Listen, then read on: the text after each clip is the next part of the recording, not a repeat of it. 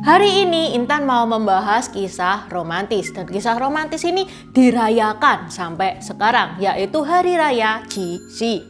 Kalau kita itu merayakan Hari Valentine 14 Februari, orang-orang Tiongkok sana merayakan Hari Valentine itu bukan 14 Februari, tapi di tanggal cantik, yaitu tanggal 7 bulan 7 penanggalan Imlek. Ya, Qixi itu. Baru tahu kan teman-teman? Yuk tak kasih tahu detailnya. Ni hao, namaku Intan, selamat datang di channel aku Dynasty. Buat teman-teman yang mau mendukung channel Dynasty ini supaya channel Dynasty ini bisa lebih baik lagi, bisa lebih maju lagi, teman-teman bisa mendukung via Saweria yang linknya Intan taruh di deskripsi. Dukungan sekecil apapun itu berarti banget buat Intan, dan di Saweria itu teman-teman nanti bisa menulis message-nya bisa berupa support, pertanyaan, atau request video, dan semua message yang masuk via Saweria akan Intan bacakan di video berikutnya. Juga ada kabar gembira buat teman-teman karena banyak yang tanya, Intan, kaosnya beli di mana? Kaosnya beli di mana? Sekarang kaos yang Intan pakai itu sudah available di Shopee sama Tokopedia. Tersedia berbagai macam warna dan berbagai macam ukuran. Untuk bahan nggak usah khawatir guys, bahannya pakai katun combat, jadi nyaman banget untuk dipakai. Sebentar lagi sudah close PO loh guys, ayo cepetan buruan order. Karena setelah close PO akan ada muncul toko lain. Dan kalau teman-teman suka sama Kuan Yu ini, untuk open PO kaos kayak gini lagi itu bakal lama banget. Jadi buruan order sekarang. Okay, let's start!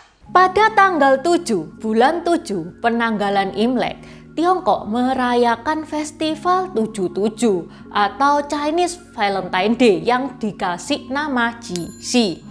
Ini adalah peringatan yang dirayakan sejak dinasti Han. Jadi lama banget. Dinasti Han itu dinasti yang berdiri di tahun 200 sebelum Masehi. Lebih lama dari Valentine Day yang 14 Februari. Di tahun 2022, di tahun ini, tanggal 7 bulan 7 penanggalan Imlek jatuh pada 4 Agustus. Hari ini guys, makanya ini adalah alasan kenapa Intan bikin video itu hari ini. Perayaan Qixi ini pada saat di dinasti Song tahun 960 sampai 1276-an, perayaan Qixi ini dirayakan besar banget, saking besarnya sampai dirayakan menjadi hari libur. Bukan cuma di Tiongkok saja, di negara Jepang juga merayakan Qixi ini, tapi pakai nama Tanabata. Begitu juga dengan Korea. Korea juga merayakan Qixi, tapi pakai nama Chuseok. Vietnam juga begitu, merayakan Qixi juga pakai nama TetIch. Ada asap, pastinya ada api. Apa sih yang melatar belakangi festival Qixi ini? Yang melatar belakangi itu guys, itu adalah dongeng atau cerita rakyat tentang gembala sapi Niulang dan gadis penenun Cenyu. Niulang itu digambarkan sebagai pemuda yang miskin yang tinggal bersama kakaknya yang sudah menikah. Niulang sama kakak iparnya itu sering dibully, sering dieksploitasi. Hingga sampai pada suatu hari Niulang pun diusir oleh kakak iparnya. Niulang diusir nggak dikasih apa-apa, cuman dikasih sapi tua. Tapi sapi tua tersebut itu bisa berbicara seperti manusia. Pada suatu hari, sapi tua itu bilang ke Niulang, bos, sore nanti itu harinya para bidadari mandi di surga. Ya apalah kamu sembunyiin salah satu bajunya supaya nggak bisa balik ke surga. Auto jadi istri tuh bos. Niulang yang berada pada usia siap nikah pada waktu itu batin dia, oke dah, ini kelihatannya boleh tuh dicoba. Didatangilah sungai yang dimaksud oleh si sapi tersebut. Begitu nyampe sungai itu, Niulang happy guys, ternyata bidadarinya itu cantik-cantik.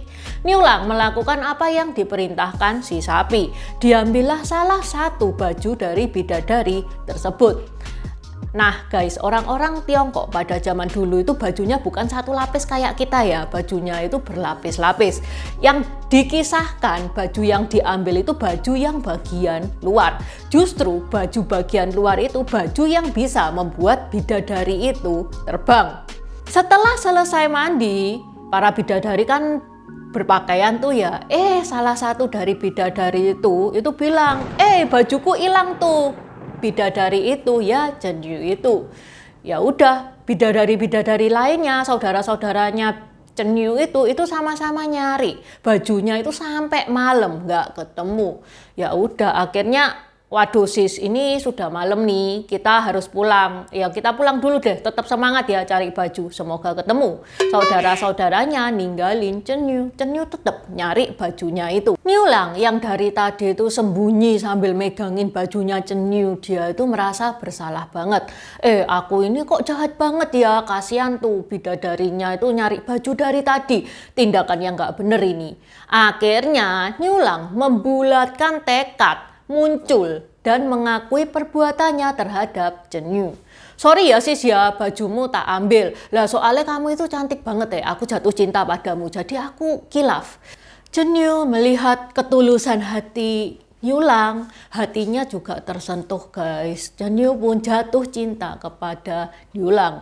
Jadi meskipun Cenyu itu bajunya sudah dibalikin, dia bisa naik ke surga, tapi Cenyu memutuskan untuk tidak balik ke surga. Dia mau menikah dan tinggal bersama Niulang. Cenyu itu guys, dia itu suka banget menenun. Saat di surga, kerjaannya itu menenun awan. Setelah menikah dengan Niulang, Cenyu tetap menenun untuk menyambung hidup. Sedangkan Niulang bekerja di sawah. Mereka berdua bekerja keras membanting tulang untuk bertahan hidup karena memang mereka itu keluarga yang sederhana. Tapi di balik itu mereka adalah keluarga yang harmonis, keluarga yang bahagia. 3 tahun telah berlalu, Niulang dan Cenyu dikaruniai 2 anak. Meskipun ya di bumi ini 3 tahun, tapi di surga itu sama dengan 3 hari. Nah guys, ternyata Cenyu ini adalah anak dari Kaisar Gyeok. Siapa itu Kaisar Gyeok? Dia itu penguasa langit, pemimpin tertinggi di surga. Intan pernah bahas tentang Kaisar Gyeok, satu video sendiri. Buat teman-teman yang mau tahu siapa itu Kaisar Gyeok, ini nih linknya. Di deskripsi juga sudah Intan taruh. Ibunya Cenyu ini tahu anaknya hilang, ya dicari dong. Ternyata ibunya Cenyu mendapat laporan kalau Cenyu itu sudah menikah sama orang di bumi, sama pemuda miskin nikahnya. Nah, ibunya Cenyu langsung marah, langsung emosi. Wes nikah nggak bilang-bilang nikahnya sama pemuda miskin. Dia lupa apa kalau dia itu putri raja. Hingga sang ibu memerintahkan pasukannya untuk memulangkan Cenyu.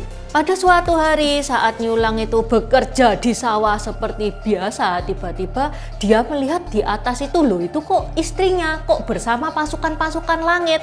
Niulang langsung feelingnya itu nggak enak, dia langsung pulang. Ternyata bener guys, istrinya hilang. Niulang langsung down, putus asa, mau bunuh diri. Terus sapinya itu mendatangi dia dan bilang, "Bos, aku ini sebentar lagi mati. Kulitku ini ambilen. Kulitku ini kulit ajaib, bisa dibuat terbang. Wes, segera terbang nyusul istrimu ke surga." Setelah si sapi bilang gitu, si sapi itu langsung mati pada saat itu juga. Ya, Niulang sedih sih, tapi dia melakukan apa yang diperintahkan sapinya. Kulitnya diambil dan dia membuat sayap. Niulang terbang ke langit menyusul istrinya pakai kulit sapi tersebut dan membawa 2 anaknya pakai keranjang yang dia pinggul di bahunya. Setelah berhasil menyusul istrinya, sang ibu datang.